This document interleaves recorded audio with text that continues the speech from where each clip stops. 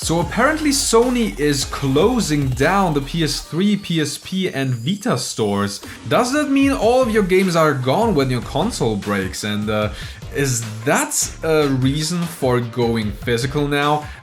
Let's just talk about it, and as always, welcome to Frame Dropped.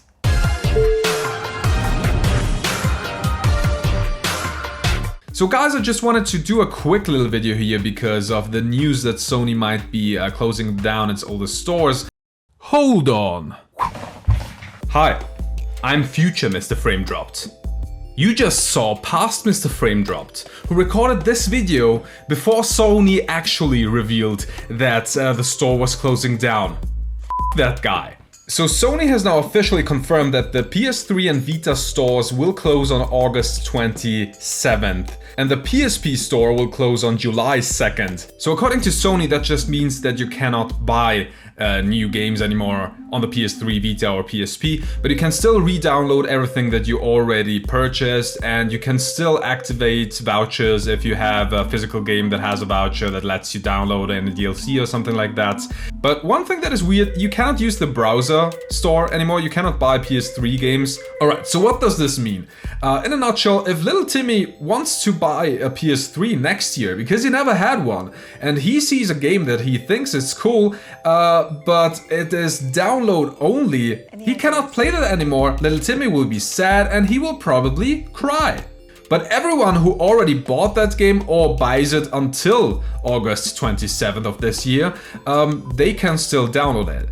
My fear now is that this is not the end of that story, and Sony will probably end that support as well. So maybe we still have a couple of years until that happens, but someday they will probably pull the plug. But that is all from me, so let's get back to the thoughts of past Frame Dropped. I did a video a while ago on this channel about physical versus digital, and one of my arguments in favor of buying physical copies was exactly that. So this is one of the reasons why I personally prefer to buy physical games. I mean, I like to collect them. There are also arguments against that because, like, forget all of the convenience and stuff like that, but discs, of course, can also stop working. They can get scratched, they can get lost. Like if a fire breaks out in your house and your games are in there, they are gone. If that happens to your digital PS5, you lose the console, but you can download all of your games. If someone drops support, then you're out of luck. And for example, let's talk about PT, about the demo. What if that was available on discs? It wouldn't be a problem now. You could just buy the used discs and play it in your console and it would work, right? Also, now thinking about it, and I haven't mentioned that, if you download games, you are always bound to the newest update. And the example that I have here is Assassin's Creed Unity.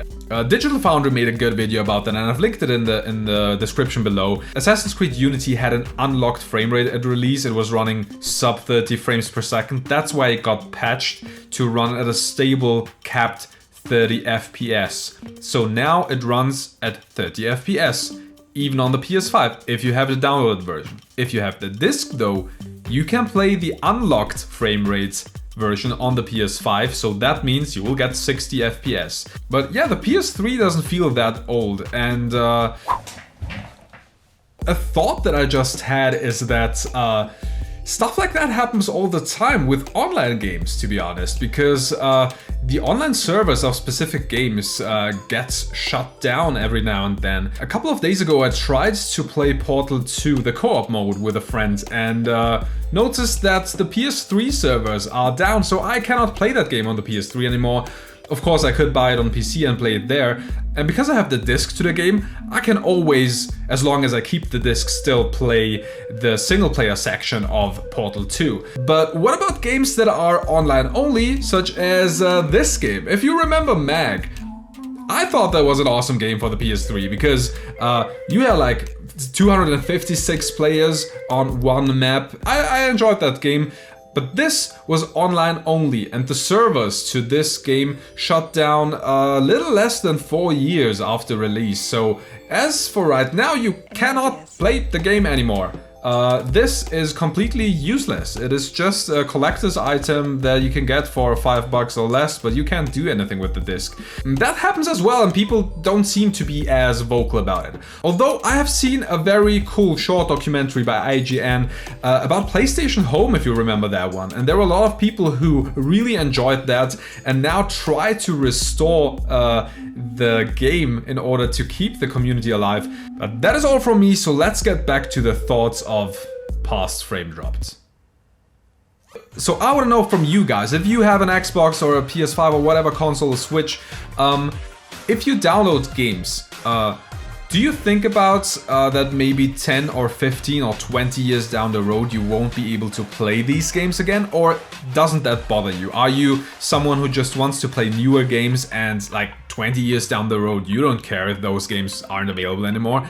I mean, also maybe in 20 years you can emulate them, you can download them from somewhere, you can play them if you want to. So how do you guys think about that? I don't want my library to be lost. And also guys, we are streaming now 3 times a week on Twitch, so make sure to drop by if you want to have a good time or just want to make fun of my gaming skills or whatever. You can do all of that. You can do that.